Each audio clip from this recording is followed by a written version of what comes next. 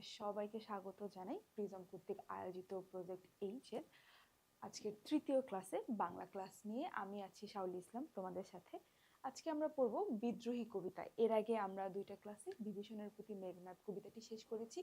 আজকে বিদ্রোহী কবিতা পড়ব। আমি আসলে বেছে বেছে বাংলা কবিতার মধ্যে সবথেকে কঠিন যে কবিতাগুলো তোমাদের কাছে লাগে আমি সেই কবিতাগুলো থেকেই শুরু করছি, যাতে তোমরা বুঝতে পারো যে কেন তোমরা এই ক্লাসগুলো করবে, কেন প্রিজমের ক্লাসগুলো তোমাদের জন্য জরুরি।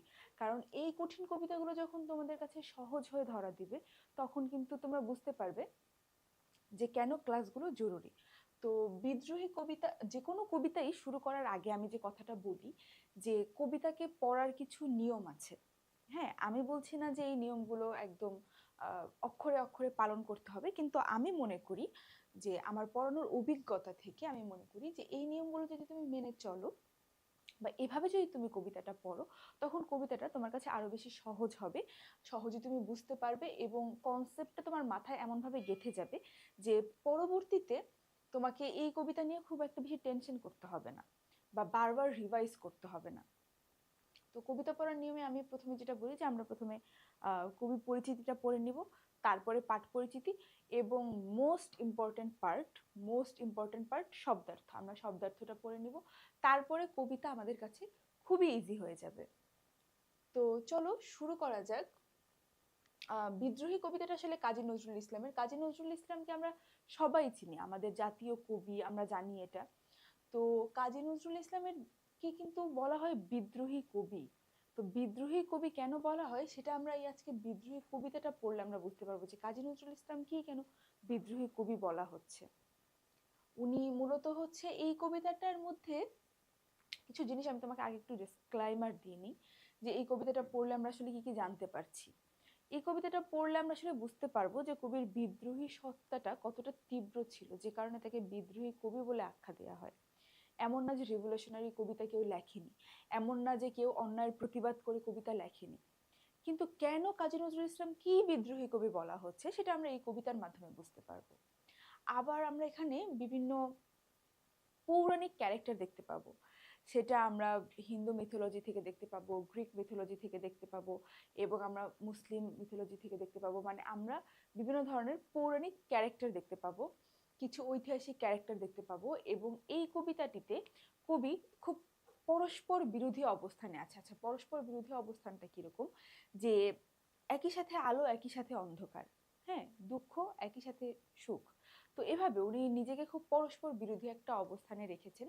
ব্রিটিশরা যে অন্যায় অত্যাচার জুলুম শুরু করেছিল, যখন বাঙালি 200 বছরের শোষণের পরে গিয়ে শেষ পর্যায়ে গিয়ে 200 বছরের শোষণের শেষ ভাগে গিয়ে যখন বাঙালি বুঝতে পারলো যে না, আমরা আসলে তো শোষিত হচ্ছি, বা কেন বাইরে থেকে একটা জাতি এসে আমাদেরকে শাসন করবে, আমরা নিজেরাই তো হচ্ছে পরিপূর্ণ, কেন আমাদেরকে শাসন করবে, যখন আমরা এটা বুঝতে পারলো বাঙালি, তখন কিন্তু তারা প্রতিবাদে ফেটে পড়লো। এই প্রতিবাদ, এই যে ব্রিটিশরা, এবং সেই প্রতিবাদকে অবশ্যই ব্রিটিশরা দমন করতে চাইবে, কারণ 200 বছর ধরে তারা একটা বলা যায় এখানে একটা উপনিবেশ স্থাপন করে আছে, তারা তো চাইবে না তো সহজেই উপনিবেশ ছাড়তে। তো যখন হচ্ছে গিয়ে হলো এই প্রতিবাদে ফেটে পড়ে বাঙালি এবং ওদিক থেকে যখন প্রবল রকমের চাপ দিচ্ছে ব্রিটিশরা, তখন সেই সময় সেই অন্যায়ের প্রতিবাদ করতে কাজী নজরুল ইসলামের বিদ্রোহী কবিতাটা, যা প্রচন্ড রকমের অনুপ্রেরণা যোগায় মানুষকে। চলো শুরু করা যাক। প্রথমে আমরা কবি পরিচিতি দিয়ে শুরু করি, যদিও কবি পরিচিতি আমাদের খুবই পরিচিত, কাজী নজরুল আমাদের খুবই পরিচিত একটি নাম। তাও চলো, এখানে কি দেয়া আছে ইনফরমেশন, তোমার জন্য কতটুকু জরুরি, তোমার পরীক্ষার জন্য কতটুকু জরুরি, আমরা সেটাই দেখবো এখন। কাজী নজরুল ইসলাম 1899 থেকে 1976, এটা ওনার জন্ম মৃত্যু সাল, এটা জন্মসাল, এটা মৃত্যুসাল। বাংলা কাব্যজগতের এক অনন্য শিল্পী, তিনি বাংলাদেশের জাতীয় কবি, এটা আমরা সবাই জানি। আসলে নজরুল 1899 সালের 24শে মে ভারতের পশ্চিমবঙ্গে জন্মগ্রহণ করেন। তাহলে নজরুলের জন্ম কোথায়? ভারতের পশ্চিমবঙ্গে। মাত্র 8 বছর বয়সে পিতাকে হারিয়ে কবির পরিবার চরম দারিদ্র্যে পতিত হয়। কবি মাত্র 8 বছর বয়সে তার পিতাকে হারায় এবং পিতাকে হারানোর মাধ্যমে তার পরিবার আসলে চরম দারিদ্র, চরম হচ্ছে গিয়ে হলো দারিদ্র দুর্দশা এরা দেখতে পায়। 1316 বঙ্গাব্দে গ্রামের মক্তব থেকে নিম্ন প্রাইমারি পাশ করে সেখানে 1 বছর শিক্ষকতা করেন নজরুল। দেখো বিষয়টা কতটা ইনসাইটফুল, যে আচ্ছা এখানে আরেকটা জিনিস আছে, যে এগুলোতে সাল দেয়া হচ্ছে, আবার এখানে বঙ্গাব্দ দেয়া হচ্ছে। বাংলা পড়তে গেলে তোমাদের অনেকের মেজাজ গরম হয়, সেটার একটা কারণ হচ্ছে এরকম যে ইংরেজি বাংলা মিলিয়ে আসলে সালগুলো দেয়া থাকে, যেটা আসলে মেমোরাইজ করা একটু টাফ। তো এটা একটু মাথায় রাখতে হবে। আজকের ক্লাসটায় আমি যেটা করব, যে বারবার বারবার করে যেগুলো ইম্পর্টেন্ট কথা আছে এখানে, হ্যাঁ, যে যেগুলো থেকে অবজেক্টিভ হতে পারে, যেগুলো থেকে সৃজনশীল হতে পারে, আমি বারবার করে বলবো, আমি রিপিটেডলি বলবো। বলার মাধ্যমে যেটা হবে যে তোমরা যেহেতু এখানে ভিজুয়ালাইজ করতে পারছো এবং তোমরা এটা শুনতে পারছো, তখন হবে কি এটা তোমাদের মেমোরিতে খুব ভালোভাবে গেঁথে যাবে। তো আমি এটা বারবার করে বলবো। দেখো 1316 বঙ্গাব্দে গ্রামের মক্তব থেকে তিনি কি করেন, নিম্ন প্রাইমারি পাস করেন এবং সেখানে 1 বছর শিক্ষকতা করেন নজরুল। কতটা মেধাবী হলে একটা মানুষ একটা স্কুল থেকে নিম্ন প্রাইমারি পাস করে সেখানে আবার উনি সাথে সাথে শিক্ষকতা করার জন্য অফার পান বা সাথে সাথে শিক্ষকতা করেন। 12 বছর বয়সে তিনি লেটোর দলে যোগ দেন এবং দলের জন্য গান পালা গান রচনা করেন। এখানে এটা ইম্পর্টেন্ট যে উনি দলের জন্য কোন ধরনের গান রচনা করতেন, পালা গান রচনা করতেন, এবং 12 বছর বয়সে। দেখো উনি কিন্তু খুব আর্লি এজ থেকেই উনি জীবনটাকে বুঝতে শিখেছেন। প্রথমে চরম দারিদ্র্য দেখলেন 8 বছর বয়সে তার পিতার মৃত্যুর পরে। 12 বছর বয়সে তিনি হচ্ছেন গিয়ে হলো লেটোর দলে পালা গান লেখা শুরু করলেন। ওনার সাহিত্য প্রতিভার শুরুটা কিন্তু এখান থেকেই। দেখো বলা হয়েছে কি, বস্তুত তখন থেকেই তিনি সৃষ্টিশীল সত্তার অধিকারী হয়ে ওঠেন। সৃষ্টিশীল সত্তার অধিকারী হয়ে ওঠেন কারণ উনি প্রতিনিয়ত পালাগান সৃষ্টি করে যাচ্ছেন। প্রথম বিশ্বযুদ্ধ 1914 সালে প্রথম বিশ্বযুদ্ধ শুরু হওয়ার পরে 1917 সালে 49 নম্বর বাঙালি পল্টনে সৈনিক হিসেবে তিনি যোগদান করেন এবং করাচিতে যান। এখানে কয়েকটা ইম্পর্টেন্ট অবজেক্টিভ আছে, সেটা হচ্ছে বিশ্বযুদ্ধ 14 সালে শুরু হলেও, 1914-তে শুরু হলেও উনি জয়েন করেন কততে, 1917 সালে। কত সালে? 1917 সালে। এবং কত নাম্বার বাঙালি পল্টন? 49 নাম্বার বাঙালি পল্টনে কি হিসেবে? সৈনিক হিসেবে যোগদান করেন এবং কোথায় যান? করাচিতে যান। দেখো কতটা ইম্পর্টেন্ট। একটা একটা লাইনের মধ্যে কতগুলো অবজেক্টিভ থাকতে পারে। এই যে 1917 সালে, 1914 সালে প্রথম বিশ্বযুদ্ধ শুরু হলেও উনি 1917 সালে হচ্ছে যোগদান করেন এবং 49 নাম্বার বাঙালি পল্টনের সৈনিক হিসেবে তিনি যোগদান করেন এবং কোথায় যান? করাচিতে যান। পরে হাবিলদার পদে উন্নীত হন। পরবর্তীতে উনি হাবিলদার পদে উন্নীত হন। প্রথমে উনি কি হিসেবে জয়েন করেন? সৈনিক হিসেবে। 1920 সালের শুরুতে বাঙালি পল্টন ভেঙে দিলে তিনি কলকাতায় আসেন এবং পরিপূর্ণভাবে সাহিত্য চর্চায় মনোনিবেশ করেন। এটা খুব জরুরি জানা যে কত সালে উনি পরিপূর্ণভাবে হচ্ছে সাহিত্য চর্চায় মনোনিবেশ করেন? 1920 সালে। সাপ্তাহিক বিজলিতে বিদ্রোহী কবিতা প্রকাশিত হলে চারদিকে তার কবি খ্যাতি ছড়িয়ে পড়ে এবং তিনি বিদ্রোহী কবি হিসেবে পরিচিতি লাভ করেন। এই যে আমাদের আজকের কবিতা কি? বিদ্রোহী কবিতা। এখানে কিন্তু বিদ্রোহী কবিতা নিয়েই বলা হচ্ছে। বিজলি ছিল একটি সাপ্তাহিক পত্রিকা, এখানে তিনি হচ্ছেন বিদ্রোহী কবিতা। এই বিজলি পত্রিকাতে প্রকাশিত হয়, সাপ্তাহিক বিজলি পত্রিকাতে প্রকাশিত হয় এবং এখানে চারদিকে তার কবি খ্যাতি ছড়িয়ে পড়ে। উনি বিদ্রোহী কবি হিসেবে ওনাকে কিন্তু খ্যাতি অর্জন করেন, বিদ্রোহী কবি হিসেবে উনি পরিচিতি লাভ করেন। বিদ্রোহী কবিতাটা প্রকাশ হওয়ার সাথে সাথে উনি বিদ্রোহী কবি হিসেবে পরিচিতি লাভ করেন। তিনি লাঙল, নবযুগ, ধূমকেতু সহ বিভিন্ন পত্রপত্রিকার সম্পাদনার কাজে ছিলেন। ঠিকই, লাঙল, নবযুগ, ধূমকেতু। ওনার এই ধূমকেতু পত্রিকার জন্য কিন্তু ব্রিটিশ সরকার ওনাকে হচ্ছে কারাদণ্ড দিয়েছিলেন, জানো কিনা? বিভিন্ন পত্রপত্রিকায় সম্পাদনার কাজে যুক্ত ছিলেন। তিনি তার রচিত বিখ্যাত কাব্যসমূহ হচ্ছে অগ্নিবীণা, বিষের বাসী, সাম্যবাদী, সর্বহারা, সিন্ধু হিন্দু, চক্রবাক, সন্ধ্যা, প্রলয় শিখা। এর মধ্যে অগ্নিবীণা, বিষের বাসী, সাম্যবাদী, সর্বহারা, সিন্ধু হিন্দু, চক্রবাক, প্রলয় শিখা, এগুলো যে ওনার কাব্যগ্রন্থ, এগুলো আমরা মোরালেস সবাই জানি, এর আগে যখন পড়েছি।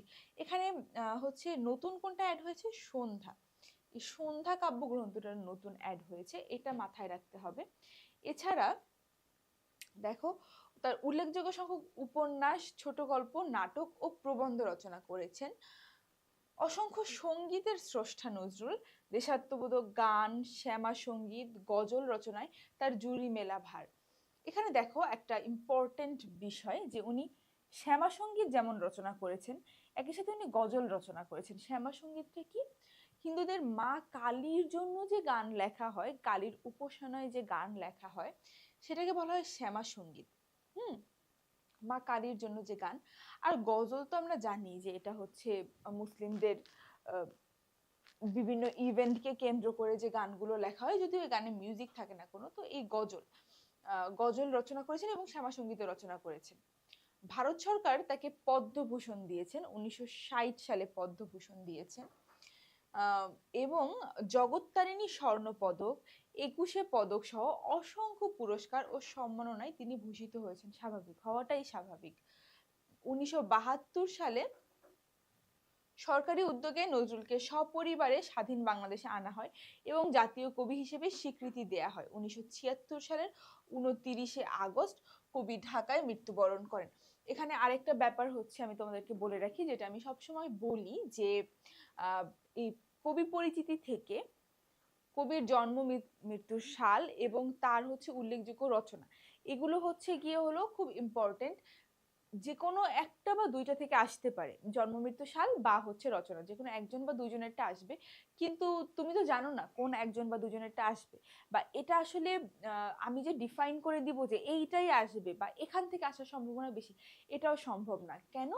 কারণ হচ্ছে যে কোনো জায়গা থেকে দিয়ে দিতে পারে। তো তোমাকে যেটা করতে হবে, এগুলো আসলে মাথায় রাখতে হবে, জন্ম মৃত্যুর সালটা এবং হচ্ছে উল্লেখযোগ্য রচনাটা। তোমরা একটা কাজ করতে পারো, সেটা হচ্ছে যখনই তোমরা যে কবিতাটা পড়ছো বা যে গদ্যটা পড়ছো, তোমরা একটা খাতার মধ্যে ওই কবিতার নামটা, কবির নামটা, তার জন্ম মৃত্যু সাল এবং তার উল্লেখযোগ্য রচনা, এগুলো একটা জায়গায় লিখে রাখলে, তারপরে তারপরের কবিতাটা এভাবে করে একটা পেজের মধ্যে বা কয়েকটা পেজ নিয়ে এটা পরপর লিখে রাখলে, ওটার মধ্যে যখন তুমি চোখ বুলাবে তখন কিন্তু তোমার জন্য এটা ইজি হয়ে যাবে গ্র্যাব করা। এবং আমি কাজী নজরুল ইসলাম সম্পর্কে আরেকটা কথা তোমাদেরকে বলি, যে উনি কতটা হচ্ছেন সাহসী ছিলেন, যে লেখার জন্য উনি জেল খেটেছেন। এটা বর্তমান সময়ে আসলে চিন্তা করাটাও খুব দুরূহ একটা বিষয়, যে লেখালেখির জন্য কেউ জেল খাটে। কারণ বর্তমান সময়ে লেখালেখি তো তোমরা দেখোই। যাই হোক, চলো আমরা সামনে আগায় যাই। আমরা এখানে কবিতাটা পড়ার আগে অবশ্যই একটু পাঠ পরিচিতিটা দেখব, যেটা ইম্পর্টেন্ট, পাঠ পরিচিতি দেখা। ওকে। কাজী নজরুল ইসলাম রচিত বিদ্রোহী কবিতাটি কবির প্রথম কাব্যগ্রন্থ অগ্নিবীণা 1922 সালে যেটা প্রকাশিত হয় থেকে সংকলিত হয়েছে। অগ্নিবীণা কাব্যগ্রন্থের দ্বিতীয় কবিতা বিদ্রোহী।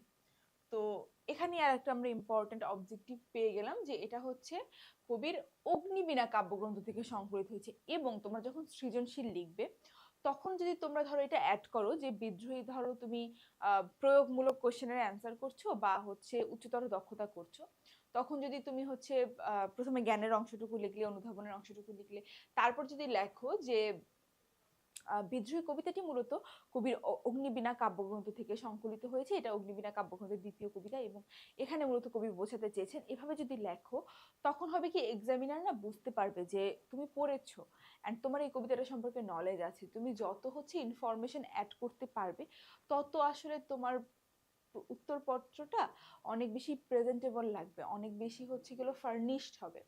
সো দেখো এখানে কি বলা হয়েছে, যে কবিতাটি কবির প্রথম কাব্যগ্রন্থ। অগ্নিবীণা কিন্তু কবির প্রথম কাব্যগ্রন্থ, এখান থেকে সংকলিত হয়েছে। অগ্নিবীণা কাব্যগ্রন্থের দ্বিতীয় কবিতা হচ্ছে বিদ্রোহী কবিতা। বিদ্রোহী বাংলা সাহিত্যের একটি শ্রেষ্ঠ কবিতা। রবীন্দ্র যুগে এই কবিতার মধ্য দিয়ে এক প্রাতিশিক কবি কণ্ঠের আত্মপ্রকাশ ঘটে, যা বাংলা কবিতার ইতিহাসে এক বিরল স্মরণীয় ঘটনা। বিদ্রোহী কবিতায় আত্মজাগরণে উন্মুখ কবি সদ্ভাব আত্মপ্রকাশ ঘোষিত করেছেন। কবিতায় সগর্বে কবি নিজের বিদ্রোহী কবিসত্তার প্রকাশ ঘটিয়ে ঔপনিবেশিক ভারতবর্ষের শাসকদের শাসন ক্ষমতার ভিত কাঁপিয়ে দেন। দেখো এই পয়েন্টটাই ইম্পর্টেন্ট, এবং আমি এটাই বলতে চাচ্ছিলাম, যে ওই সময়ের যে রাজনৈতিক উত্থান পতন, যে রাজনৈতিক টেনশন হচ্ছিল ওখানে, দেখো এখন বর্তমানেও কিন্তু বাংলাদেশের পরিস্থিতি খুব একটা ভালো না। হ্যাঁ, বর্তমানেও বাংলাদেশ কিন্তু নানা রকম জটিলতার মধ্যে থেকে যাচ্ছে, নানা রকম উদ্বিগ্নতার মধ্যে থেকে আমরা দিন পার করছি। যে ধরনের রাজনৈতিক প্রেক্ষাপট বা যে ধরনের রাজনৈতিক ঘটনা বর্তমান সময়ে হচ্ছে সেটা কিন্তু আমাদের কারো জন্যই সুখকর না। আমরা কিন্তু প্রতিনিয়ত ক্রমশ খুবই এনার্জি ড্রেইন ফিল করছি। আমরা জুলাই বিপ্লবের পরে একটা বছর চলে যাওয়ার পরেও যদি এ ধরনের অবস্থা হয় সেটা আমাদের জন্য আসলে খুবই কি বলা যায়, হতাশার, তাই না? তো দেখো, সেই সময়েও এরকম একটা রাজনৈতিক অবস্থা ছিল যেখানে বিনা দ্বিধায় হচ্ছে ব্রিটিশরা জেলে পুরে দিচ্ছে, মানুষজনকে মেরে ফেলছে, তাদের অধিকার নিয়ে কথা বললে তাদের মুখ বন্ধ করে দিচ্ছে। যে কবিতার সম্পাদনায় নজরুল ছিলেন সেই মানে বলা যায় যে পত্রিকার সম্পাদনায় নজরুল ছিলেন সেই পত্রিকা বন্ধ করে দেয়া হচ্ছে, নজরুলকে দেয়া হচ্ছে যাবজ্জীবন। তো এই যে অন্যায় অবিচারটা হচ্ছিল তখন, সেটার বিরুদ্ধেই কবি কিন্তু খুব সোচ্চার ছিলেন। সেটারই বহিঃপ্রকাশ কিন্তু এই বিদ্রোহী কবিতা। সেখানে দেখো বলা হয়েছে কি ঔপনিবেশিক ভারতবর্ষ। ঔপনিবেশিক ভারতবর্ষ বলতে কি বোঝানো হয়? ব্রিটিশ শাসিত ভারতবর্ষ। হ্যাঁ, ঔপনিবেশিক ভারতবর্ষ বলতে ব্রিটিশ শাসিত ভারতবর্ষ। ভারতবর্ষ ব্রিটিশদের একটি উপনিবেশ ছিল। তো ভারতবর্ষের শাসকদের শাসন ক্ষমতার ভিত কাঁপিয়ে দেন। এই যে শাসন করতেছে, এই যে তাদের ক্ষমতা, এই ক্ষমতার ভিতে নাড়া দিয়ে দেন। হ্যাঁ, যে ক্ষমতার গোড়ায় উনি আঘাত করেন। এই কবিতায় প্রকাশিত হয়েছে ঔপনিবেশিক শাসকদের বিরুদ্ধে কবির ক্ষোভ ও বিদ্রোহ। আমরা কবিতাটা পড়লেই বুঝতে পারবো যেখানে কতটা ক্ষোভ এবং বিদ্রোহ আসলে প্রকাশিত হয়েছে। কবি সকল অন্যায় অনিয়মের বিরুদ্ধে বিদ্রোহ ঘোষণা করতে গিয়ে বিভিন্ন ধর্মের ঐতিহ্য, ইতিহাস ও পুরাণের উৎস থেকে উপাদান সংগ্রহ করে নিজে বিদ্রোহী সত্তার অবয়ব রচনা করেন। আমি যেটা শুরুতেই বললাম যে এখানে আমরা অনেকগুলো হচ্ছে গেল বিভিন্ন ধরনের ধর্ম, বিভিন্ন ধরনের ধর্মের যে লিজেন্ড অ্যান্ড মিথোলজিক্যাল ক্যারেক্টার আমরা তাদেরকে দেখতে পাবো, এবং উনি এই সবগুলোর সংমিশ্রণ ঘটিয়ে নিজের যে বিদ্রোহী সত্তা, সেই সত্তার অবয়ব রচনা করেন উনি নিজের মতো করে। বিদ্রোহী কবি উচ্চকণ্ঠ ঘোষণায় জানিয়ে দেন যে উৎপীড়িত জনতার ক্রন্দনারোল যতদিন পর্যন্ত প্রশমিত না হবে ততদিন এই বিদ্রোহী কবি সত্তা শান্ত হবে না। এই চির বিদ্রোহী অব্রভেদী চির উন্নতশীল রূপে বিরাজ করবে। কবি আসলে স্পষ্ট এই কবিতার মাধ্যমে একটা স্পষ্ট মেসেজ দেন যে যতদিন পর্যন্ত না এই ব্রিটিশরা তাদের শোষণ এবং অত্যাচার বন্ধ করবে ততদিন পর্যন্ত কবিকে দমিয়ে রাখা যাবে না, ততদিন পর্যন্ত কবিতার বিদ্রোহী সত্তার বহিঃপ্রকাশ ঘটাবেন নানাভাবে। হতে পারে সেটা তার লিখনীতে, হতে পারে সে হচ্ছে কোনো ধরনের স্টেপ নিয়ে। চলো এবার হচ্ছে খুব গুরুত্বপূর্ণ যে পার্টটা, শব্দার্থ টিকা। আমরা যখন শব্দার্থ পড়বো তখন আমাদের কবিতার মূল ভাবটা আমাদের কাছে খুব বেশি স্পষ্ট হয়ে যাবে। কেন? কারণ হচ্ছে গিয়ে হলো কবিতার মধ্যে কবিতায় আমাদের যেটা প্রবলেম হয় সেটা হচ্ছে কবিতার শব্দ চয়ন। কবিতার যে শব্দের চয়ন, বাক্যের বিন্যাস, সেটা আমাদের প্রমিত নীতির সাথে খুব একটা যায় না, এজন্য আমরা হয়তো পারি না। কারণ এখানে হয় কি যে কবিতায় বিভিন্ন ছন্দের একটা মিলের একটা ব্যাপার থাকে। হ্যাঁ, বা অমৃতাক্ষর কবিতাতেও দেখা যায় যে কোথাও একটা তুমি পড়তে গেলে কোথাও একটা মিল পাচ্ছ, একটা সিনক্রোনাইজেশন কাজ করে। তো এটার জন্য দেখা যায় অনেক ধরনের শব্দ ব্যবহার করা হয়। তো চলো আমরা শব্দার্থ থেকে শুরু করি। নেহারি। নেহারি মানেই কিন্তু এই যে খাওয়ার নেহারি না। তোমরা যারা পুরান ঢাকার আছো তোমরা তো ভেবেই নিবা নেহারি মানে মনে হয় এই যে সকালের নাস্তার কথা বলা হচ্ছে, আসলে সেটা না। নেহারি মানে এখানে দেখে বা প্রত্যক্ষ করে। আচ্ছা, আমি পুরান ঢাকার কাউকে কিন্তু আবার ছোট করে বলছি না, আমার ইউনিভার্সিটি পুরান ঢাকায়, তো আমি দেখি এদিকের মানুষের খাদ্যাভ্যাসটা আসলে এরা রিচ ফুড খুব পছন্দ করে। নেহারি আমারও পছন্দ, কিন্তু এখানে নেহারি বলতে সেই নেহারিটা না যেটা আমরা পছন্দ করি খেতে। এখানে নেহারি মানে হচ্ছে দেখে বা প্রত্যক্ষ করে। তারপরে কি, এটা একটা কবিতার লাইন, মাঝখানে ডট ডট দেয়া আছে, দেখো ডট ডটের মাঝখানে কিছু লাইন আছে, সেটা আমরা কবিতা পড়ার সময় বুঝতে পারবো। শির নেহারি, তারপর ডট ডট দিয়ে মাঝখানে লাইনগুলো বোঝানো হয়েছে। তারপর হচ্ছে শিখর হেমাদ্রির, মানে আমার শির বা মস্তক প্রত্যক্ষ করে হিমালয়ের শিখর বা শীর্ষ চূড়া পর্যন্ত মাথা নত করে আছে।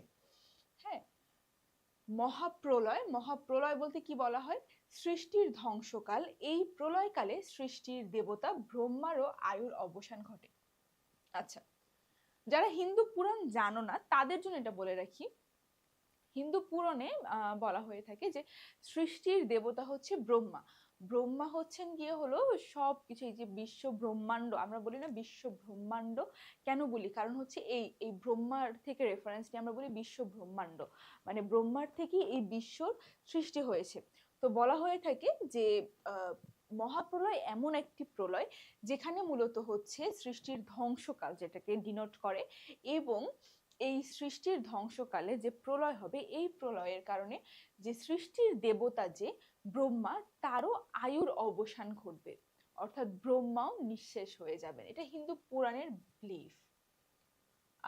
নটরাজ, মহাদেবের আরেক নাম হচ্ছে নটরাজ। আচ্ছা, এখানে আমরা অনেক হিন্দু পুরাণ, গ্রিক পুরাণ এবং মুসলিমেরও অনেক রেফারেন্স পাবো। নজরুল যেহেতু একজন অসাম্প্রদায়িক কবি, সুতরাং তিনি আসলে এভাবে খুব একটা বাজ বিচার করে উনি ওনার কবিতায় রেফারেন্স নিতেন না। উনি অসাম্প্রদায়িকতাকে এত সুন্দরভাবে ধারণ করতেন, যেটা আসলে দেখা যায় উনি এই কবিতাটা মূলত লিখেছেন কি একটা, বলা যায় একটা রাজনৈতিক প্রেক্ষাপটকে আশ্রয় করে ওনার এই কবিতাটা লেখা। কিন্তু আমরা যখন পড়তে যাব কবিতাটা, তখন আমরা দেখতে পাবো কি যে এখানে এত বেশি পরিমাণে হিন্দু পুরাণ, মুসলিম দের যে বিলিফ এবং গ্রিক থেকে উদাহরণ টানা হয়েছে, যে সেখানেও তার অসাম্প্রদায়িকতাটাই খুব সাটল ভাবে প্রকাশিত হয়ে যাচ্ছে। তো এটা নিয়ে আসলে এবং এটা পড়তে গিয়ে তোমাদের অনেকের হয়তো হেজিটেশন হতে পারে যে আয় হায় এত কিছু হিন্দুদের এত কিছু জানতেছি। আমার মনে হয় না যে 2025-26 সালে এসেও আমরা এ ধরনের চিন্তা ভাবনার মধ্যে নিজেদেরকে আবদ্ধ রাখবো। তাও আমাদের ধর্মীয় বিলিফের জায়গা এক জায়গায় এবং আমাদের জ্ঞানার্জনের জায়গাটা কিন্তু আমরা অন্য জায়গায় রাখবো। আমরা কিন্তু দুইটাকে খুব সেপারেটলি দেখবো। ওকে, তো নটরাজ হচ্ছে মহাদেবের আরেক নাম। মহাদেবকে শিবকে বলা হয় মহাদেব। তো শিবের আরেক নাম হচ্ছে কি নটরাজ। এটাও হচ্ছে হিন্দু পুরাণের একটা ক্যারেক্টার। কানুন, কানুন মানে আইন। টর্পেডো, ডুবোজাহাজ থেকে নিক্ষেপযোগ্য এক ধরনের অস্ত্র। ডুবোজাহাজ যেগুলো থাকে সাবমেরিনের মতো, তো ওগুলো থেকে নিক্ষেপ করা হয় যে যন্ত্র, এ ধরনের একটা নিক্ষেপযোগ্য যন্ত্র হচ্ছে টর্পেডো। ভীম, ভীম মানে হচ্ছে ভয়ানক। হ্যাঁ, ভীমের আক্ষরিক অর্থ হচ্ছে ভয়ানক, কিন্তু ভীম বলতে এখানে বোঝানো হয়েছে পঞ্চ পাণ্ডবের দ্বিতীয় পাণ্ডব, ইনি গদা নিয়ে যুদ্ধে পরাঙ্গম। মানে ভীম হচ্ছে এমন একজন হচ্ছে গিয়ে হলো যোদ্ধা যিনি গদা নিয়ে যুদ্ধ করে। ইনি পঞ্চ পাণ্ডবের দ্বিতীয় পাণ্ডব। ধূর্যটি, ধূর্যটি হচ্ছে শিব বা মহাদেবের অন্য নাম। দেখো, ধূর্যটি হচ্ছে শিব বা মহাদেবের অন্য নাম। আমরা মহাদেবের আরেক নাম কিন্তু পেয়েছি নটরাজ। এখানে কিন্তু অনেকগুলো নাম পাওয়া যাবে, শিবের কয়েকটা নাম পাওয়া যাবে। শিব, শিবকে নটরাজ বলা হয়, শিবকে হচ্ছে গেলো মহাদেব বলা হয়, এবং এখানে আরেকটা পেলাম ধূর্যটি বলা হয়। তো জটাধারী শিবের জট ধূম্র রূপী বলে তাকে ধূর্যটি বলা হয়। আচ্ছা, এখানে একটু ক্লিয়ার করে দিই। দেখো, যারা আমরা হচ্ছে শিবের অবয়বটা যদি কল্পনা করি, শিবের মাথার মধ্যে যে এভাবে এরকম একটা গোল করে হচ্ছে উনি চুলটা বেঁধে রাখে, তারপর এভাবে এভাবে করে কিন্তু অনেকগুলো হচ্ছে জটা বের হয় ওনার চুল থেকে। তো এই যে জটাগুলো বেরোচ্ছে বা উপরে যেভাবে গোল করে একটা দিয়ে রাখে, এটা কিন্তু কিসের মতো, এটা কিন্তু হচ্ছে তোমার ধোঁয়া যেমন গোল গোল করে উঠে না, আমরা কোনো জায়গায় আগুন জ্বালিয়ে দেওয়া হলে ধোঁয়া কিভাবে ওঠে, ধোঁয়া এভাবে গোল গোল করে ঘূর্ণির মতো করে উঠে না। তো এটা হচ্ছে কি হলো ধূম্র বা ধোঁয়ার মতো হচ্ছে গিয়ে হলো একটা আকার ধারণ করে বলে ওনাকে বলা হয় ধূর্যটি, কারণ ওনার জটাগুলো হচ্ছে ধূম্ররূপী বলে তাকে ধূর্যটি বলা হয়। ধোঁয়ার মতো একটা অবয়ব, ধোঁয়ার মতো একটা আকার ধারণ করে বলে তার যে জটা, সেই জটাকে বলা হয় ধূর্যটি। এরপর আসো এলোকেশে, যার চুল বা কেশ এলানো। এখানে অকাল বৈশাখীর ঝড়ের সঙ্গে এলানো চুলের তুলনা করা হচ্ছে। আচ্ছা, বৈশাখীর ঝড়ে যেমন আমরা দেখি না যে যখন ঝড় উঠে তখন কি করে, গাছগুলো এভাবে একদিকে হেলে পড়ে না? তো এই যে এভাবে যে হেলে পড়া, এটা কি এলোকেশি বলতে এভাবে যে হেলানো চুল বলা হয়। এলোকেশি অনেক দেখা যায় যে অনেক নারীকে রোমান্টিসাইজ করার ক্ষেত্রেও তার চুলের বর্ণনা কিন্তু বলা হয় যে এলোকেশি। এলোকেশি বলতে মূলত বৈশাখের ঝড়ে যে চুলগুলো এভাবে হেলে পড়ছে সেটাকেই বোঝানো হচ্ছে। তারপরে দেখো, আমি বিদ্রোহী সুত বিশ্ববিধাত্রীর, আমি বিশ্ববিধাতার বিদ্রোহী পুত্র। আচ্ছা, সুত মানে কি জানো? সুত মানে কিন্তু হচ্ছে পুত্র। সুত মানে কি? সুত মানে হচ্ছে পুত্র। আচ্ছা, আমি বিদ্রোহী সুত বিশ্ববিধাত্রীর, বিশ্ববিধাত্রীর বলতে হচ্ছে বিশ্ববিধাতার, আমি বিশ্ববিধাতার বিদ্রোহী পুত্র। হ্যাঁ, আমি বিশ্ববিধাতার বিদ্রোহী পুত্র। এই বোর্ডের যে কয়টা শব্দার্থ আছে, আমার মনে হয় না তার মধ্যে তোমাদের কোনো কনফিউশন কাজ করবে, এবং আমরা যখন কবিতাটা পড়তে যাব তখন এগুলো জাস্ট একটু মাথায় রাখলেই তুমি দেখবে যে কবিতাটা কতটা সহজ হয়ে যাচ্ছে আমাদের জন্য। ওকে, ঠিক আছে। ওকে, তো দেখো আমরা পরবর্তী স্লাইডে চলে আসলাম। এখানেও কিছু শব্দার্থ আছে, যেখানে বলা হচ্ছে কি, প্রথমটা কি, নিশাবসান। নিশাবসান মানে রাতের শেষ বা অবসান। নিশাবসান বলতে বোঝায় রাতের শেষ ভাগ বা অবসান ভাগ, রাতটা শেষ হয়ে যাচ্ছে, আমরা ভোরের আগে একদম রাতের ঘন অন্ধকারাচ্ছন্ন যে অংশটা, সেটাকে বলা হয় কিন্তু নিশাবসান বা রাতের শেষ ভাগ। ইন্দ্রাণী সুত। সুত মানে আমরা এর আগে কি জেনেছি, আমরা কিন্তু একটু আগে আমরা সুত মানে পড়ে এসেছি। সুত মানে কি বলতো? সুত মানে কিন্তু পুত্র। সুত মানে কি? সুত মানে পুত্র। তো ইন্দ্রাণী সুত বা ইন্দ্রের স্ত্রীকে বলা হয় ইন্দ্রাণী বা শচী, মানে ওনার নাম হচ্ছে শচী, এবং যেহেতু উনি ইন্দ্রের স্ত্রী এই জন্য একে বলা হয় ইন্দ্রাণী। তো তার পুত্রের নাম হচ্ছে জয়ন্ত। তো ইন্দ্রাণী সুত বলতে মূলত জয়ন্তকে মিন করা হয়। বেদুইন। বেদুইন হচ্ছে আরব দেশের একটি যাযাবর জাতি। মানে যাযাবর জাতি বলতে কি বোঝায়, যে ধরো যাদের হচ্ছে নির্দিষ্ট কোনো আবাসস্থল নেই। আমরা যেমন দেখি না আমাদের দেশে বেদের জাত যাদেরকে বলা হয়, বেদেরা কি করে, বেদেরা কিন্তু এক জায়গায় খুব বেশি দিন থাকে না, সর্বোচ্চ 3 মাস। ওরা কি করে, ওদের লাইফটা কিন্তু খুব ইন্টারেস্টিং। তাবু গেড়ে এক জায়গায় হয়তো আছে, ওখানে ওরা ওদের যে জড়িবুটি বিক্রি করা, তারপরে হচ্ছে বিভিন্ন ধরনের জিনিসপত্র ওদের মহিলারা এগুলো বিক্রি করে, বা ঘরে ঘরে গিয়ে আমরা অনেক সময় ডাকাডাকি শুনি না, কি সব বলে জানো, তো এরকম এগুলো করে। ওদের ছেলেরা হচ্ছে মাছ টাছ মারে। তো এভাবে ওদের জীবনটা চলে। কিন্তু ওরা এক জায়গায় সর্বোচ্চ 3 মাস স্টে করে, 3 মাস থেকে 4 মাস। তারপর ওরা স্টে করে না, ওরা ওদের জীবনটা হচ্ছে ভাসমান। ওরা এখানে কিছুদিন, ওখানে কিছুদিন, ওখানে কিছুদিন, এভাবে ওরা চলে। অ্যান্ড এটাই ওদের লাইফস্টাইল, এটাই ওদেরকে ইন্টারেস্টিং বানিয়েছে। তো এই যে জীবনাচারটা, আমরা এক জায়গায় সেটেল না থাকা, সেটাকে বলা হয় যাযাবর জীবন। এবং এই যাযাবর জীবন হচ্ছে আরব দেশের যে জাতি এরকম যাযাবর জীবন যাপন করে, তাদেরকে বলা হয় বেদুইন। চেঙ্গিস। চেঙ্গিস খান উনি হচ্ছে এই যে 1162 থেকে 1227, অনেক আগের সময়ের কিন্তু, তাই না? দেখো 1162 খ্রিস্টাব্দের। তো মঙ্গল জাতির অন্যতম যোদ্ধা ও সামরিক নেতা। চেঙ্গিস খান হচ্ছে মঙ্গল যে জাতি ছিল, মঙ্গলয়েড বা মঙ্গল জাতি, তাদের অন্যতম যোদ্ধা ও সামরিক নেতা হচ্ছে চেঙ্গিস খান। এখানে অনেক অনেক পৌরাণিক ক্যারেক্টার আছে, কিন্তু এই চেঙ্গিস কিন্তু হচ্ছে কি ঐতিহাসিক ক্যারেক্টার। হ্যাঁ, অনেক পৌরাণিক ক্যারেক্টার আছে। আমরা এখন পৌরাণিক ক্যারেক্টার আর ঐতিহাসিক ক্যারেক্টারের মধ্যে একটা ডিফারেন্সিয়েশন যদি তোমাদেরকে বলি, সেটা হচ্ছে কি, পৌরাণিক ক্যারেক্টার গুলো হচ্ছে এগুলো ইন রিয়েলে যে এক্সিস্ট করে সেটার এভিডেন্স দিয়ে প্রুফ করা যাবে না, এরকম। আর ঐতিহাসিক ক্যারেক্টার হচ্ছে কি হলো, ইতিহাসের পাতায় এদের নাম আছে এবং এরা ট্রুলি এক্সিস্ট করতো। ওকে, ঠিক আছে। এর মানে আমি বলছি না যে এখানে পৌরাণিক ক্যারেক্টাররা ট্রুলি এক্সিস্ট করতো না। এই কবিতাটা এত বেশি পরস্পর বিরোধী এবং সাংঘর্ষিক যে কথা খুব মেপে মেপে এবং কেয়ারফুলি বলতে হয়, কারণ কোনটা কখন যে আসলে কারো বিলিফের জায়গাতে অফেন্সিভ হয়ে যায় সেটা নিয়ে আসলে একটু টেনশনে থাকতে হয়। যাই হোক, কুর্নিশ আমরা এবং আরেকটা কথা আবার একটু ক্লিয়ার করে রাখি, যে আমরা কিন্তু কবিতাটা পড়ছি আমাদের একাডেমিক পারপাসে, আমরা আমাদের বিলিফের জায়গার সাথে এখানে কোনো কন্ট্রাডিকশন আনবো না। আচ্ছা, কুর্নিশ। কুর্নিশ মানে কি, কিছুটা পিছিয়ে সম্ভ্রমপূর্ণ সালাম বা অভিবাদন। এত কঠিন করে বলার কিছু নেই।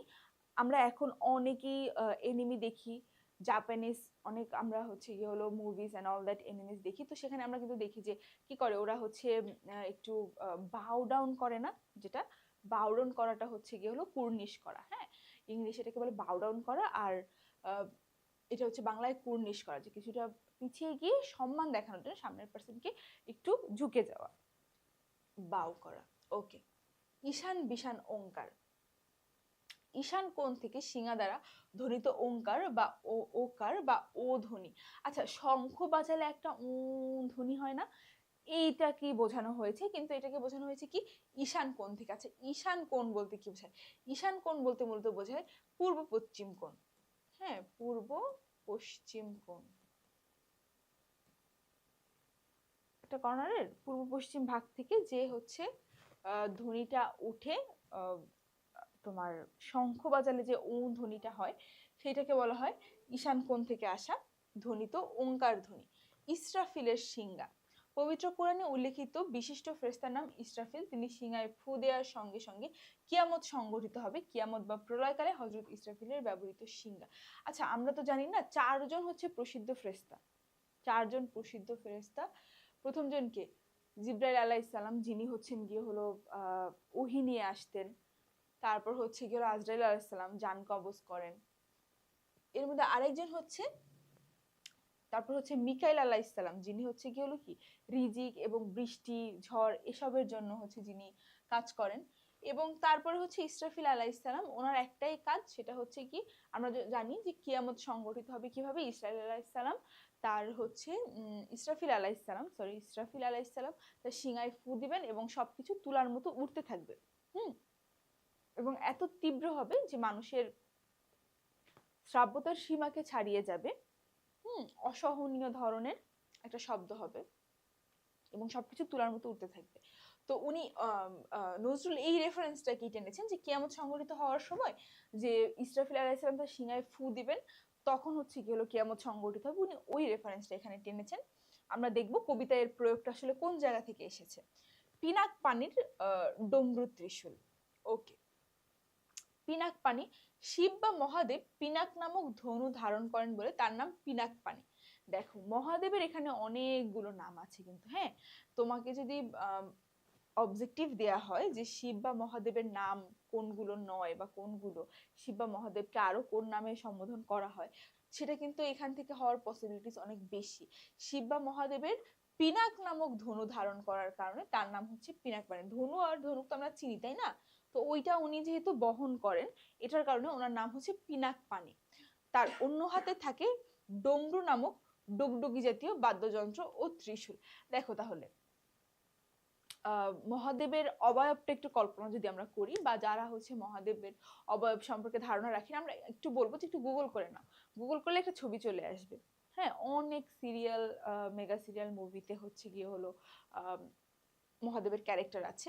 তো সেখানে যদি দেখা যায় যে এরকম ধূম্র ঝটি, যে ওনার জটা পাকানো চুল যেটা ধোয়ার মতো উঠতেছে, এজন্য ওনাকে বলা হয় ধূর্ঝটি। ওনার এক হাতে থাকে হচ্ছে গেল ত্রিশূল, ত্রিশূলের মধ্যে ডমরু টাইপের ডুগডুগি থাকে, এবং আর এক হাতে থাকে হচ্ছে কি হলো পিনাক নামক ধনু। তো এই যে এই অবয়বটা যখন তোমার কাছে ক্লিয়ার হবে, তখন তুমি ওনাকে যখন ধূর্যটি বলা হচ্ছে, ওনাকে যখন পিনাক পানি বলা হচ্ছে, তোমার কাছে এটা তখন ইজিলি আন্ডারস্ট্যান্ডেবল লাগবে। কারণ একটা জিনিস কি, সাইকোলজি থেকে যেটা বলা হয় যে তুমি যে জিনিসটাকে যত বেশি ভিজুয়ালাইজ করবে, সেটা তোমার তত বেশি মনে থাকবে। হ্যাঁ, আমাদের ভিজুয়ালাইজড হওয়া জিনিসপত্র আমাদের কাছে খুব বেশি মনে থাকে। আর যদি আমরা একসাথে শুনি এবং ভিজুয়ালাইজ করি, ওটা আমাদের মেমোরিতে আরো বেশি পার্মানেন্টলি থাকে। ওকে, আই থিঙ্ক এখানে শব্দার্থেও কোনো প্রবলেম নেই, প্রবলেম হওয়ার কথা না। এগুলো মাথায় রাখবে, আমাদের কবিতা পড়ার ক্ষেত্রে এগুলো খুব খুব খুব বেশি গুরুত্বপূর্ণ, এগুলো আমাদের দরকার পড়বে। আচ্ছা, তারপরে আসি আমি চক্র ও মহাশঙ্খ। চক্র আর মহাশঙ্খ এটা হচ্ছে কি বিষ্ণু, বা এটা এটা ভুল এসেছে এখানে। ওকে, বিষ্ণু বা সুদর্শন 4 হাত বিশিষ্ট। বিষ্ণু কয় হাত বিশিষ্ট? বিষ্ণু হচ্ছে 4 হাত বিশিষ্ট। তার এক হাতে থাকে একটি শঙ্খ, চক্র, গদা ও পদ্ম। আচ্ছা দেখো, এটা ইম্পর্টেন্ট। 4 হাত বিশিষ্ট, তো 4 হাতে, এক হাতে থাকবে শঙ্খ,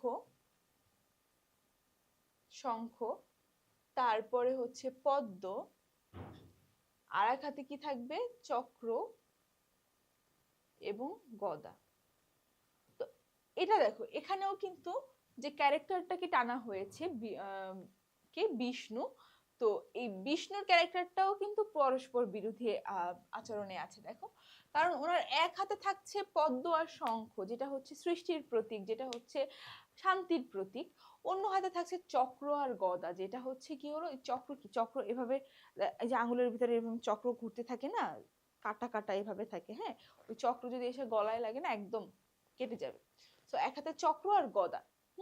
গদা কি এরকম বড় হচ্ছে গিয়ে হলো গোল একটা ভীমের মতো থাকে, লম্বা একটা হচ্ছে গিয়ে হলো ইয়া দিয়ে মারে। তো তোমাদেরকে আমি ছবি দেখাইতে পারলে ভালো হতো, এরপর থেকে আমি যেখানে যেখানে ছবি অ্যাড করা যায় আমি ছবি অ্যাড করে নিব। তো চক্র আর গদা থাকে। তো এটা আবার কিসের? এটা কিন্তু ধ্বংসের। এক হাতে সৃষ্টি আর এক হাতে ধ্বংস। চার হাত, চার হাতের দুই হাতে হচ্ছে গেল সৃষ্টি শঙ্খ এবং পদ্ম, আর দুই হাতে হচ্ছে গেল ধ্বংস চক্র এবং গদা। তো এটা হচ্ছে গিয়ে হলো আমি চক্র ও মহাশঙ্খ। উনি হচ্ছে গিয়ে হলো এখানে বিষ্ণুর হাতের চক্র আর শঙ্খকে বোঝানো হচ্ছে। দেখো এক হাতের হচ্ছে গিয়ে হলো চক্রকে নিলাম, আর এক হাতের হচ্ছে শঙ্খকে নিলাম, মানে আমি ভালোটাও নিলাম খারাপটাও নিলাম, দুইটা পরস্পর বিরোধী জিনিস নিলাম, দুইটা কন্ট্রাডিক্টরি জিনিস আমি নিলাম এখান থেকে, আমি চক্র আমি মহাশঙ্খ। আচ্ছা, প্রণবনাদ। প্রণবনাদ হচ্ছে ওঙ্কার ধ্বনি, প্রচন্ড জোরে যে আওয়াজটা হয় এটাকে বলা হয় প্রণবনাদ। অনেক রাগান্বিত হয়ে গেলে মানুষ অনেক জোরে সাউন্ড করে কিছু একটা বলে না বা চিৎকার করে না, এটাকে বলা হয় প্রণবনাদ বা ওঙ্কার ধ্বনি। দুর্বাসা। আচ্ছা, দুর্বাসা বলতে আক্ষরিক অর্থে কি বোঝায়? যার সাথে বসবাস করা যায় না।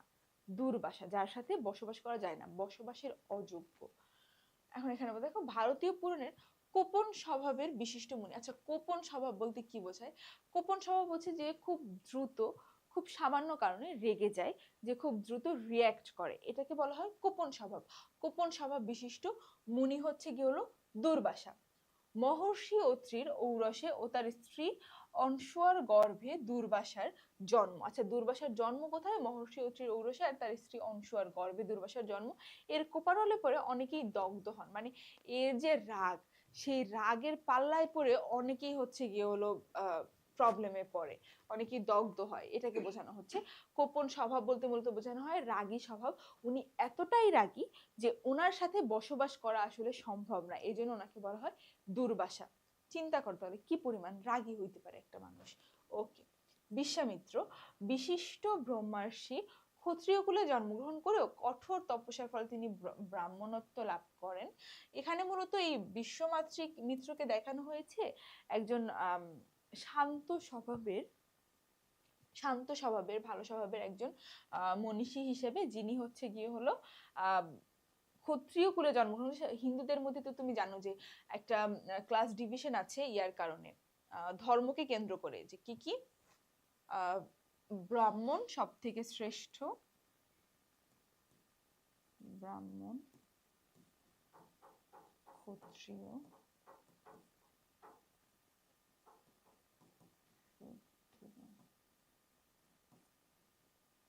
ব্যবসায়ী কুল যেটা। আচ্ছা, এখানে দেখো ব্রাহ্মণ সব থেকে চারটা হচ্ছে গেল স্ট্র্যাটিফিকেশন আছে এখানে। ব্রাহ্মণ সব থেকে উঁচু জাত, এরা হচ্ছে গেল ধর্মীয় শিক্ষার তৎকালীন সময়ে, এখন আসলে এত বেশি জাতপাত হয়তো দেখা হয় না,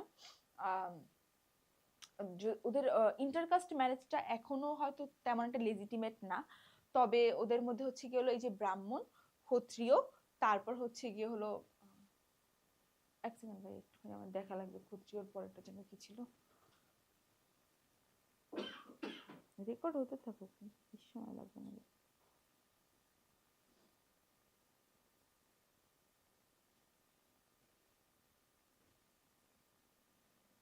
ফোরকাস্ট সিস্টেমটা একটু দেখবো।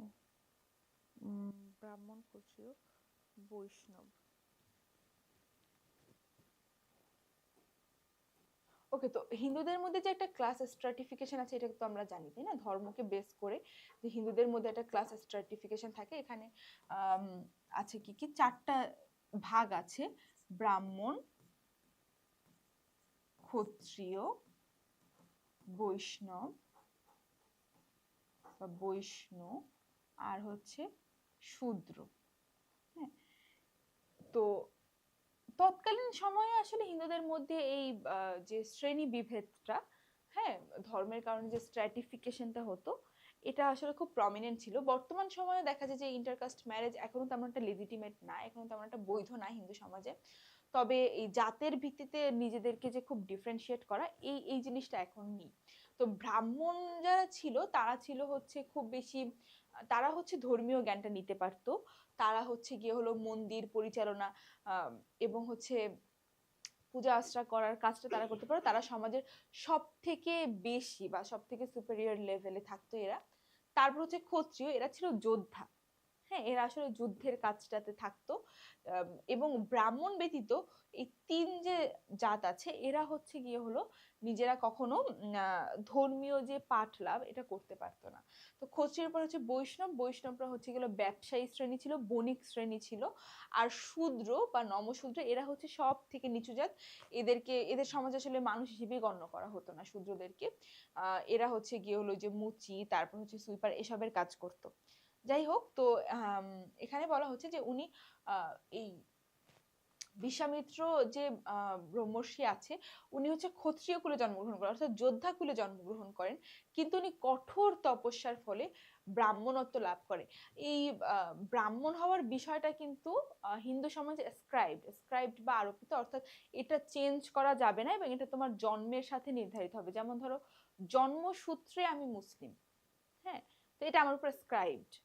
এখন আমি যদি চাই আমি হয়তো আমার ধর্মান্তর করতে পারবো, এটা এখন এসে খুব স্বাভাবিক শোনাবে, কিন্তু তৎকালীন সময়ে নজরুল এর সময়ের টাইমের ওই টাইমে কিন্তু হচ্ছে এতটা ইজি ছিল না, এতটা ইজি গোয়িং ছিল না বিষয়টা। তো অ্যাসক্রাইব জিনিসপত্র আসলে চেঞ্জ করা যায় না, যেটা আরোপিত। তারপরে কি হুতাশি, হা হুতাশ করে যে, হুতাশি মানে হা হুতাশ করে যে। নিদাঘ, নিদাঘ মানে হচ্ছে গ্রীষ্ম। মরু নির্ঝর, মরুভূমির ঝর্ণা। মরু নির্ঝর, এটা আসলে শুনতে খুব অড লাগে না যে মরুভূমিতে ঝর্ণা? আমরা যখন কবিতাটা পড়বো তখন আমরা আসলে বুঝতে পারবো যে কেন এখানে মরু নির্ঝর বা মরুভূমির ঝর্ণার উল্লেখ আছে। তান, তান মানে হচ্ছে সুরের বিস্তার। তান মানে কি? সুরের বিস্তার। আচ্ছা, আমাদের এইখানের শব্দার্থটা শেষ, আশা করি এখানেও কোনো কনফিউশন থাকার কথা না। যদি থাকে কমেন্ট সেকশনে অবশ্যই জানাবে তোমরা। আচ্ছা, তারপরে হচ্ছে অরফিয়াস। অরফিয়াসকে, অরফিয়াস হচ্ছে গ্রিক পুরাণের গানের দেবতা। হ্যাঁ, গ্রিক পুরাণের গানের দেবতাকে অরফিয়াস। এ হচ্ছে অ্যাপোলো ও মিউস কল্লোপির পুত্র। অরফিয়াস ছিলেন মহান কবি ও শিল্পী। উনি ছিলেন কি? মহান কবি ও শিল্পী। তবে মতান্তরে ইনি থ্রেসের রাজা ইগ্রাসের সন্তান। তিনি যন্ত্র সঙ্গীতে পারদর্শী ছিলেন। যন্ত্র সঙ্গীতে সকলকে মন্ত্রমুগ্ধ করে রাখতেন। ইনি সুরের ইন্দ্রজাল বিস্তার করে ভালোবাসার পাত্রী ইউরিডিনেসকে মন জয় করে। কার? ইউরিডিসের মন জয় করেন এবং সুরের জাল বিস্তার করে অরফিয়াস মৃত ইউরিডিসকে প্রাণ ফিরে পেতে চেয়েছিলেন, কিন্তু সামান্য ভুলের জন্য ওই সাফল্য তার অধরা থেকে যায়।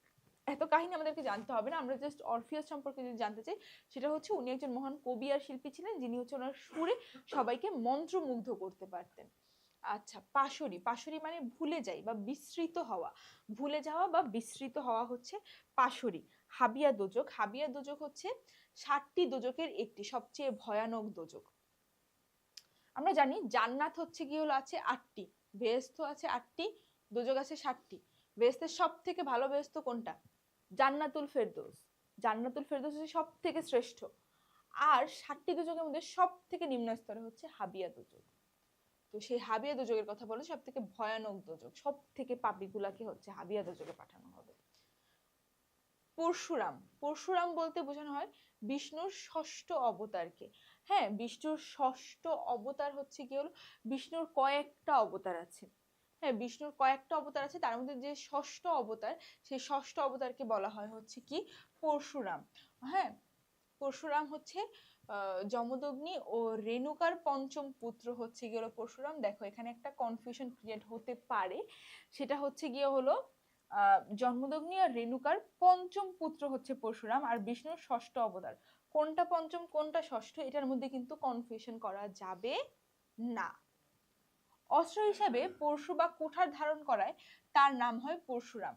আচ্ছা, কুঠারের আরেকটা নাম কি? পরশু। পরশু ধারণ করার কারণে তাকে বলা হয় পরশুরাম। পরশু মানে হচ্ছে কিন্তু আগামীকালের পরের দিন না, এখানে পরশু মানে হচ্ছে কুঠার। ইনি পিতার আদেশে কুঠার দিয়ে মাতৃ হত্যা করেন, আবার সাধনা বলে মাকে বাঁচিয়ে তোলেন। এটা এক্সট্রা ইনফরমেশন, এটা অত বেশি নেসেসারি না আমাদের কবিতায় পড়ার জন্য। আমরা শুধুমাত্র পরশুরাম কি ওনার পরিচিতিটা পাওয়াই আমাদের জন্য গুরুত্বপূর্ণ। পরশুরাম হচ্ছে কি বিষ্ণুর ষষ্ঠ অবতার, জন্মদগ্নি ও রেণুকার পঞ্চম পুত্র। উনি হচ্ছে গেল কুঠার বা পরশু বহন করে বলে ওনার নাম হয়েছে পরশুরাম। পরশুরামের কঠোর, তারপর এখানে যে ডট ডট দেয়া আছে দেখতে পাচ্ছি আমরা, ডট ডট মানে কি মাঝখানে লাইন আছে, ডট বিশ্ব। তো পরশুরাম 21 বার ক্ষত্রিয়দের নিধন করেন। কতবার? 21 বার ক্ষত্রিয়দের নিধন করেন। শ্রীকৃষ্ণের বৈমাত্রীয় জ্যেষ্ঠ ভ্রাতা। কৃষ্ণের বৈমাত্রীয় জ্যেষ্ঠ ভ্রাতা। বৈমাত্রীয় মানে কি জানো? বৈমাত্রীয় মানে হচ্ছে কি হলো, মা আলাদা, বাবা এক, মা আলাদা। হ্যাঁ, বাবার অন্য ওয়াইফের সন্তান। তো এটাকে বলা হয় বৈমাত্রীয়। আর জ্যেষ্ঠ ভ্রাতা মানে কি? বড় ভাই। মানে এটা পরশুরাম হচ্ছে মূলত শ্রীকৃষ্ণ, যে শ্রীকৃষ্ণের বাবার অন্য স্ত্রীর ঘরে জন্মগ্রহণ করা একটা সন্তান, যে আবার শ্রীকৃষ্ণের থেকে বয়সে বড়। এই জন্য এটাকে বলা হচ্ছে বৈমাত্রীয় জ্যেষ্ঠ ভ্রাতা। হ্যাঁ, বৈমাত্রীয় জ্যেষ্ঠ ভ্রাতা। ওকে, তারপরে দেখো হল। এখানে কিন্তু হলো না, হ্যাঁ, এটা হচ্ছে হল, উচ্চারণটা হবে হল। হল মানে হচ্ছে লাঙল, বলরামের অস্ত্র। বলরাম নামে আরো একটা পৌরাণিক ক্যারেক্টার আছে, তার অস্ত্র হচ্ছে গেল লাঙল, এটাকে বলা হয় হল। এই যে বলরামকে, বলরাম হচ্ছে শ্রীকৃষ্ণের বৈমাত্রীয় জ্যেষ্ঠ ভ্রাতা। আচ্ছা, আমরা এখানে কিন্তু পরশুরামকে পেয়েছি, আবার এখানে আমরা বলরামকেও পেয়েছি, যে হচ্ছে শ্রীকৃষ্ণের বৈমাত্রীয় জ্যেষ্ঠ ভ্রাতা। ঠিক আছে। খড়গ। খড়গ মানে কি? খড়গ হচ্ছে এক ধরনের অস্ত্র বিশেষ যা বলিদানে ব্যবহৃত হয়। আচ্ছা, তোমরা যারা হচ্ছে কি হলো বলিদানের আমরা অনেক মুভি দেখে থাকি না, আগের দিনের মুভিগুলো দেখে থাকি যেখানে হচ্ছে গুলো বলি দেয়া হয়, পাঠা বলি দেয়া হয়, সেটা যদি আমরা দেখি সেখানে দেখা হবে যে এরকম একটা ইউ শেপের একটা কিছু থাকে লোহার, সেটার মধ্যে মাথাটাকে রাখা হচ্ছে এবং উপর হচ্ছে শার্প একটা হচ্ছে অস্ত্র রাখা হচ্ছে, যেটা হচ্ছে এভাবে নামাই দেয়া হলো, মস্তকটা বডি থেকে বিচ্ছিন্ন হয়ে গেল, ইউ শেপের। সেটার মধ্যে হচ্ছে গেল মাথাটাকে রাখা হলো, এক ধারালো অস্ত্র, ধারালো অস্ত্রটা দুই পাশ থেকে ধরো দড়ি দিয়ে টানা থাকলো, ছেড়ে দিল, অস্ত্রটা পড়ে গেল, মস্তকটা শরীর থেকে আলাদা হয়ে গেল। এটাই হচ্ছে গেল খড়গ। অস্ত্র বিশেষ বলিদানে ব্যবহৃত হয়। কৃপান। কৃপান মানে হচ্ছে তলোয়ার বা তরবারি সদৃশ অস্ত্র বিশেষ। দেখো, ইম্পর্টেন্ট, কৃপন আর কৃপান আলাদা কিন্তু, তাই না? কৃপন আর কৃপান আলাদা না? কৃপন মানে তো আমরা জানি যে হচ্ছে খরচ করতে চায় না, কিপটা আমরা বলি। আর কৃপান একটা আকারের জন্য সবকিছু এক, শুধুমাত্র পয়ের পরে একটা আকার, এটার জন্য অর্থের কতখানি ডিফারেন্স। কৃপান মানে হচ্ছে তলোয়ার বা তরবারি সদৃশ অস্ত্র বিশেষ। ভীম রণভূমে রণিবে না, ভয়ানক রণক্ষেত্রে অস্ত্র হিসেবে ব্যবহৃত হবে না। হ্যাঁ, ভয়ানক রণক্ষেত্রে অস্ত্র হিসেবে ব্যবহৃত হবে না। আচ্ছা, আমরা শব্দার্থগুলো শেষ করলাম, পাঠ পরিচিতি শেষ করলাম, লেখক পরিচিতি শেষ করলাম। আজকে অনেকক্ষণ ক্লাস নিয়ে নিয়েছি এটার উপরেই। এখন যদি কবিতা শুরু করি তোমরা আসলে স্ট্যামিনা পাবা না, এনার্জি পাবা না এটা বোঝার জন্য। তো আজকের ক্লাস আমরা এখানেই শেষ করব এবং পরবর্তী ক্লাসে আমরা সম্পূর্ণ কবিতাটা পড়ব। শব্দার্থগুলো মাথায় রাখবে।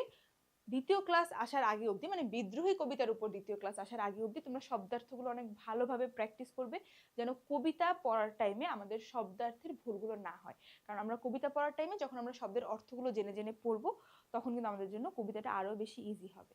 ধন্যবাদ সবাইকে, ভালো থাকো, সুস্থ থাকো, দেখা হবে পরবর্তী ক্লাসে।